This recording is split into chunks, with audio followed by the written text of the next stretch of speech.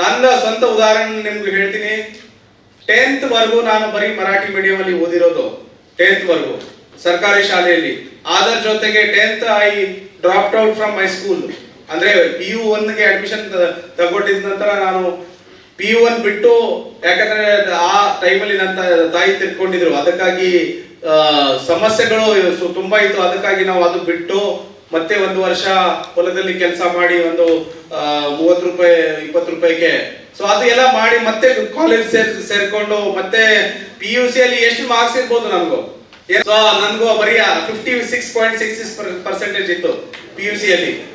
So ಚಪ್ಪಾಳಿ ತಟ್ತೀರಾ ಅಂದ್ರೆ ನನಗೂ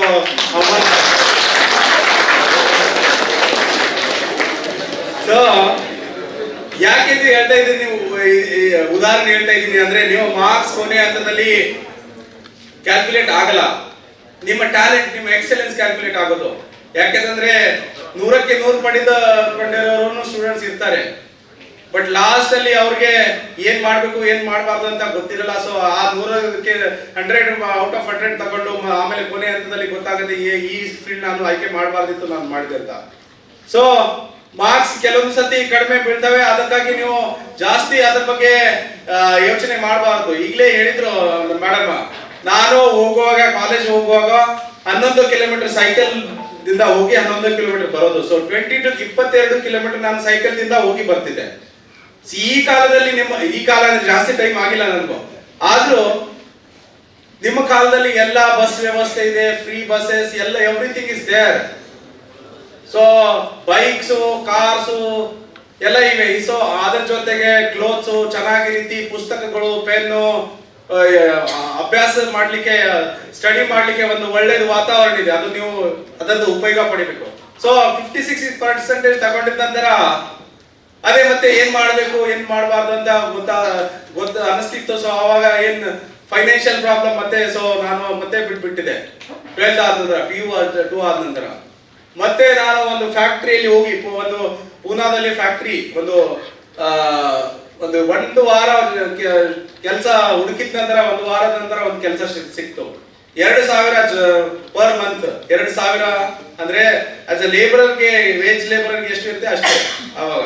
so ಆ ಫಸ್ಟ್ ದಿನ ಫ್ಯಾಕ್ಟ್ರಿಯಲ್ಲಿ ಕೆಲಸ ಮಾಡುವಾಗ ಕೆಲಸ ಅಂದ್ರೆ ಕ್ಯಾಶುವಲ್ ವೇಜ್ ಲೇಬರ್ ಹೇಗಿರುತ್ತೆ, ಟ್ರಾಲಿ ಲಿಫ್ಟಿಂಗ್ ಇದೆಯಲ್ಲ. ಸೊ ನಾನು ಒಂದು ಹೊಸ ಶರ್ಟ್ ಹಾಕೊಂಡು ಹೋಗಿದೆ. ಆ ಹೊಸ ಶರ್ಟ್ ಬಿಳಿ colour, white colour shirt. So ವಾಪಸ್ ಬರುವಾಗ ಆ ಶರ್ಟ್ ಫುಲ್ ಬ್ಲಾಕ್ ಆಯ್ತು. ಸೊ ಅದೇ ಅವಾಗ ನನಗೂ ಒಂದು ಇದು ಅನ್ಸಿತ್ತು, ಯಾಕೆಂತಪ್ಪ ನಾವು ಇಲ್ಲಿ ಇದು ಎಲ್ಲ ಓದ್ಕೊಂಡು ನಾವು ಈ ತರ ಕೆಲಸ ಮಾಡಿದ್ರೆ ನಮ್ಮ ಜೀವನದ ಭವಿಷ್ಯ ಹೇಗೆ ಅಂತ. ಸೊ ಆವಾಗ ಆ ದಿನದಿಂದ ಒಂದೂವರೆ ತಿಂಗಳ ಕೆಲಸ ಮಾಡಿದ ನಂತರ ನಾನು ಸಾಕು, ನನಗೂ ಇದು ಆಗಲ್ಲ ನನ್ನ ಕಡೆಯಿಂದ ವಾಪಸ್ ಬಂದು ಮತ್ತೆ ನಮ್ಮ ಹೊಲದಲ್ಲಿ ಕೆಲಸ ಮಾಡಿಕೊಂಡು 1 ವರ್ಷ. ನೆಕ್ಸ್ಟ್ ವರ್ಷ ನಾನು ಪಾಲಿಟೆಕ್ನಿಕ್ ಡಿಪ್ಲೊಮಾ ಇಂಜಿನಿಯರಿಂಗ್ ಗೆ ಸೇರಿದೆ. ಆ ಡಿಪ್ಲೊಮಾ ಕಂಪ್ಲೀಟ್ ಮಾಡ್ಲಿಕ್ಕೇನೋ ತುಂಬಾ ಸಮಸ್ಯೆ, ಫಾರ್ಮ್ ತುಂಬಲಿಕ್ಕೆ, ಅಡ್ಮಿಷನ್ ಫಾರ್ಮ್ ತುಂಬಲಿಕ್ಕೇನೋ ಸಮಸ್ಯೆ ಇತ್ತು. ಯಾಕೆಂದ್ರೆ ಸುಮಾರು ಸ್ಟೂಡೆಂಟ್ಸ್ ಗೆ ಸಮಸ್ಯೆ ಇರಬಹುದು. ಇಲ್ಲಿ ಅವರು ಈ ಸಮಸ್ಯೆದಿಂದ ಹೋಗ್ತಾ ಇರ್ಬೋದು, ಅವ್ರಿಗೆ ಅನಿಸ್ತಿರ್ಬಹುದು, ಯಾಕಪ್ಪ ನಾನು ಇದು ಎಜುಕೇಶನ್ ಬಿಡ್ಬೇಕು, ಏನಾದ್ರು ಮಾಡ್ಬೇಕು ಅಥವಾ ಬೇರೆ ಏನಾದ್ರು ಮಾಡ್ಬೇಕು ಅಂತ. ಸೊ ಆ ಫಾರ್ಮ್ ತುಂಬಲಿಕ್ಕೆ ದುಡ್ಡಿರಲಿಲ್ಲ. ಆವಾಗ ನಾವು ಬೇರೆ ಬೇರೆ ಇದರಿಂದ, ನಾನು ಇದರಲ್ಲಿ ತಂದೆಯವ್ರದ, ನಿಮ್ಮ ತಂದೆ ತಾಯಿ ಎಷ್ಟು ಸ್ಯಾಕ್ರಿಫೈಸಸ್ ಇರ್ತವೆ ಅಂತ ಹೇಳಲಿಕ್ಕೆ ಬಯಸ್ತೀನಿ. ನಮ್ಮ ತಂದೆಯವ್ರದ ಬ್ಯಾಂಕ್ ಅಕೌಂಟ್ 500 ರೂಪಾಯಿ ಅಕೌಂಟ್ ಅಲ್ಲಿ ಅಷ್ಟೇ ಇತ್ತು. ಫಾರ್ಮ್ ತುಂಬಲಿಕ್ಕೆ 250 ರೂಪಾಯಿ.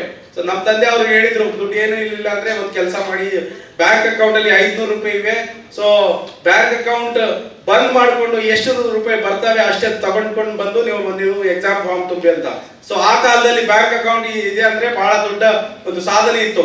ಸೊ ಆವಾಗ ನಾನು ಹೋಗಿ ಬ್ಯಾಂಕ್ ಅಲ್ಲಿ ಒಂದು ದುಃಖದ ಪರಿಸ್ಥಿತಿಯಲ್ಲಿ ಹೋಗಿ ನಮ್ಮ ತಂದೆ ಅವರದ ಬ್ಯಾಂಕ್ ಅಕೌಂಟ್ ಕ್ಲೋಸ್ ಮಾಡಿಕೊಂಡು 300 ರೂಪಾಯಿ ತಗೊಂಡು ಬಂದು ಎಕ್ಸಾಮ್ ಫಾರ್ಮ್ ತುಂಬಿದೆ. ಆ ಎಕ್ಸಾಮ್ ಫಾರ್ಮ್ ತುಂಬಿ ಪಾಲಿಟೆಕ್ನಿಕ್ 3 ವರ್ಷದಲ್ಲಿ ಒಂದು ಪಾಲಿಟೆಕ್ನಿಕ್ ಅಡ್ಮಿಷನ್ ಸಿಕ್ಕಿದ ನಂತರ ಅದೇ ಮತ್ತೆ ಸ್ಟಡಿ ಹಾಸ್ಟೆಲ್ ಇದಕ್ಕಾಗಿನೂ ಫೈನಾನ್ಷಿಯಲ್ ಪ್ರಾಬ್ಲಮ್ಸ್ ಇತ್ತು. ನಾನು ಬೇರೆ ದವರದ ನಾವು ಎಲ್ಲರೂ ಬಡ್ಡಿ ಮೇಲೆ ಲೋನ್ ತಗೊಂಡು ನಮ್ಮ 3 years ಸಲುವಾಗಿ I was college topper for polytechnic with 87-88%. ಯಾಕಂದ್ರೆ ನನ್ಗೆ ಗೊತ್ತಿತ್ತು ಇವಾಗ ದಾರಿ ಸಿಕ್ಕಿದೆ ಒಳ್ಳೇದು, ಆ ದಾರಿಯಲ್ಲಿ ಓದ್ಬೇಕಂತ. ಸೊ 3 ವರ್ಷದ ಡಿಪ್ಲೊಮಾ ಆದ ನಂತರ ಮತ್ತೆ ಚೆನ್ನಾಗಿ ಮಾರ್ಕ್ಸ್ ಬಂದಿತ್ತು. ಅದಕ್ಕಾಗಿ ನಾನು ಇಂಜಿನಿಯರಿಂಗ್ ಕಾಲೇಜ್ಗೆ ಸೇರಿ ಸಿಹೆಗಢ್ ಕಾಲೇಜ್ ಆಫ್ ಇಂಜಿನಿಯರಿಂಗ್ ಪುಣೆಯಲ್ಲಿ ಸೇರ್ಕೊಂಡು ಒಳ್ಳೆಯದು ಕಾಲೇಜಲ್ಲಿ ಅಡ್ಮಿಷನ್ ಸಿಕ್ತು. ಆವಾಗ ಮತ್ತೆ ಸಮಸ್ಯೆ, ಫೈನಾನ್ಷಿಯಲ್ ಪ್ರಾಬ್ಲಮ್ಸ್, ದುಡ್ಡು ಎಲ್ಲಿಂದ ತರಬೇಕು, 14,000 ಫೀಸು ಮತ್ತೆ 45,000 ಹಾಸ್ಟೆಲ್ ಫೀಸು, ಇಷ್ಟು ಎಲ್ಲ ತುಂಬಲಿಕ್ಕೆ ದುಡ್ಡು ಇರಲಿಲ್ಲ. ಸೊ ಬ್ಯಾಂಕ್ ಅಲ್ಲಿ ಹುಡುಕಿ ಹೋದ ನಂತರ ಸ್ವಲ್ಪ ಕಷ್ಟ ಆಯ್ತು, ಎಲ್ಲಿಂದನೂ ಲೋನ್ ಸಿಗ್ಲಿಲ್ಲ ಕೆಲವೊಂದು ಸತಿ. ಅದಕ್ಕಾಗಿ ನಾನು ಹೇಳ್ತೀನಿ ಸುಮಾರು ಬ್ಯಾಂಕರ್ಸ್ಗೆ, ಅಪ್ಪ ನೀವು ಲಿಬ್ರಲ್ ಆಗಿ ಎಜುಕೇಶನಲ್ ಲೋನ್ ಕೊಡ್ತಾ ಇರಿ, ಏನು ಸಮಸ್ಯೆ ಆಗಲ್ಲ, ನಮ್ಮ ಸ್ಟೂಡೆಂಟ್ಸ್ ಹುಡುಗರು ಒಳ್ಳೆದು ಹುದ್ದೆಯಲ್ಲಿ ಹೋಗಿ ವಾಪಸ್ ತುಂಬ್ತಾರೆ ನಿಮ್ಮ ಲೋನ್ ಅಂತ. ಸೊ ನಾನು 2 ತಿಂಗಳ ಬ್ಯಾಂಕ್ ಅಲ್ಲಿ ಲೋನ್ ಕೇಳಿದ ನಂತರ ಎಲ್ಲಿನೂ ಸಿಗ್ಲಿಲ್ಲ. ಅದಕ್ಕಾಗಿ ನಮ್ಮಲ್ಲಿ 4 ಎಕರೆ ಹೊಲ ಇದೆ. ಸೊ 1 ಎಕರೆ ಹೊಲ ಬಡ್ಡಿಯ ಮೇಲೆ ಇಟ್ಕೊಂಡು ಫಸ್ಟ್ ಇಯರ್ ದ ಫೀಸ್ ತುಂಬಿ, ನೆಕ್ಸ್ಟ್ ಮಿಕ್ಕಿದ ಹೊಲ ಮತ್ತೆ ಲಾಸ್ಟ್ ಇಯರ್ಗೆ ನಮ್ಮ ಮನೇನು ನಾವು ಇದರ ಮೇಲೆ ಮಾರ್ಗೇಜ್ ಇಟ್ಕೊಂಡು ನಾನು ಫೀಸ್ ತುಂಬಿದ್ದೀನಿ college. So final year placement ಆಯ್ತು, ಒಳ್ಳೆದು ಕಂಪನಿಯಲ್ಲಿ ಹುದ್ದೆ ಸಿಕ್ಕಿದ ನಂತರ ಏನು ಒಂದು ಮನಸ್ಸಲ್ಲಿ ಒಂದು ರಿಸಲ್ಟ್ ಆಗಿದೆ, ಒಳ್ಳೇದು ಆಗಿದೆ ಅಂತ ನಾನು, ಯಾಕಂದ್ರೆ ವಾಪಸ್ ಬರ್ಲಿ 2 ವರ್ಷದಲ್ಲಿ ಒಂದ್ ಸತಿನೂ ವಾಪಸ್ ಬರ್ಲಿಲ್ಲ. ಆ ವಾಪಸ್ ಬರ್ಲಿಕ್ಕೆ ಟ್ರೈನ್ಗೆ ಟಿಕೆಟ್ ಅನ್ನು ಇರಲಿಲ್ಲ, ಎಲ್ಲಿಂದ ವಾಪಸ್ ಬರ್ಲಿಕ್ಕೆ ಸಾಧ್ಯ. ಸೊ ರಿಸಲ್ಟ್ ಆದ ನಂತರ ಸುಮಾರು ನಮ್ಮ ಹಳ್ಳಿಯಲ್ಲಿ ಸುಮಾರು ಜನ ಸ್ಟಾರ್ಟಿಂಗ್ ಅಲ್ಲಿ ನಂಬಲಿಕ್ಕೇನು ನಂಬ್ತಾನೆ ಇರ್ಲಿಲ್ಲ, ಹೇಗೆ ಸಾಧ್ಯ ಇದು ಅಂತ. ಸೊ ನಿಧಾನ ಆಯ್ತು. ಸೊ ಅವರು ಸುಮಾರು ಜನ ಕರ್ತಾ ಇದ್ರು. ಆದ್ರೂ ನಾನು ಹಳ್ಳಿಗೆ ವಾಪಸ್ ತಿರ್ಗಾ ಹೋಗಿಲ್ಲ. ಮತ್ತೆ ನಾನು ಡೆಲ್ಲಿಯಿಂದ ಅಲ್ಲಿ ರಿಯೇಪರ್ ಆಗಿ ಮತ್ತೆ Indian auditor and account service ಸಿಕ್ತು, ಅಲ್ಲಿ ಟ್ರೈನಿಂಗ್ ಜಾಯಿನ್ ಮಾಡಿ ಮತ್ತೆ IAS ಸಲುವಾಗಿ ಪ್ರಿಲಿಮ್ಸ್, ಮೇನ್ಸ್ ಮತ್ತೆ ಇಂಟರ್ವ್ಯೂ ಸೆಕೆಂಡ್ ಟೈಮ್ ಪಾಸ್ ಆಗಿ final all India rank 210 rank ಬಂತು. ಸೊ ಆವಾಗ ಒಂದು ಡ್ರೀಮ್ ಸಾಧನೆ ಆಗಿದೆ, ಕನಸು ಸಾಧನೆ ಆಗಿದೆ, IAS ಆಗೋದು ಅಂತ ಮನಸ್ಸಲ್ಲಿ ಸಮಾಧಾನ, ಮತ್ತೆ ನಮ್ಮ ತಂದೆ ಅವರದ ಮುಖ ಮೇಲೆ ತುಂಬಾ ಸಮಾಧಾನ ಇತ್ತು.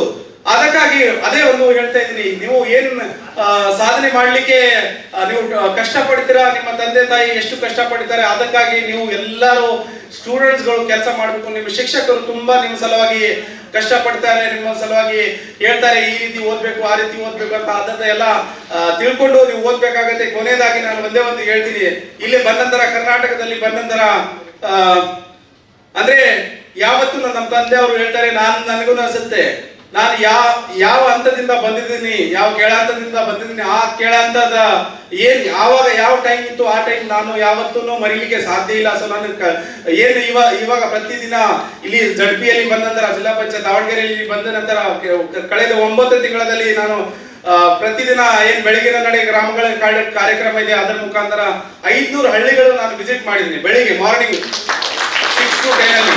ಯಾಕಂದ್ರೆ 6 to 10 ಅಂದ್ರೆ ನಿಮ್ಮ ಫ್ರೀ ಅಂದ್ರೆ ನಿಮ್ಮ ಲೇಷರ್ ಟೈಮ್. ಕೆಲವೊಬ್ರು ಜನ 7-8 ಗಂಟೆವರೆಗೂ ನಿದ್ದೆ ಮಾಡ್ತಾರೆ, ಕೆಲವೊಬ್ರು ಜನ ಆಡ್ಲಿಕ್ಕೆ ಹೋಗ್ತಾರೆ. ಅದೆಲ್ಲ ಸ್ಯಾಕ್ರಿಫೈಸ್ ಮಾಡಿ ನಾನು, ಯಾಕಂತಂದ್ರೆ ನಾನು ಜನರ ಜೊತೆಗೆ ಹೋಗಿದ್ರೆ, ಅವ್ರ ಜೊತೆಗೆ ಅವ್ರದ್ದು ಸಮಸ್ಯೆಗಳನ್ನು ತಿಳ್ಕೊಂಡಿದ್ರೆ, ಗ್ರಾಮ ಪಂಚಾಯತ್ ಅಲ್ಲಿ ಇರ್ತಕ್ಕಂಥ ಸಮಸ್ಯೆ ನಾವು ಬಗೆಹರಿಸಬಹುದು ಅಂತ ಮಾಡಿ, ಆಮೇಲೆ ಇದು ಒಳ್ಳೇದು, ತುಂಬಾ ಒಳ್ಳೇದು, ಸಕ್ಸಸ್ಫುಲ್ ಆಗ್ತಾ ಇದೆ. ಸುಮಾರು ಜನರು ಅವರವರ ಸಲಹೆಯನ್ನು ಕೊಡ್ತಾರೆ. ಸೊ ನಾವು ಅಡ್ಮಿನಿಸ್ಟ್ರೇಷನ್ ಅಲ್ಲಿ ಒಂದು ಒಳ್ಳೆಯ ರೀತಿಯಲ್ಲಿ ಇದು ಸಾಧನೆ ಮಾಡ್ಲಿಕ್ಕೆ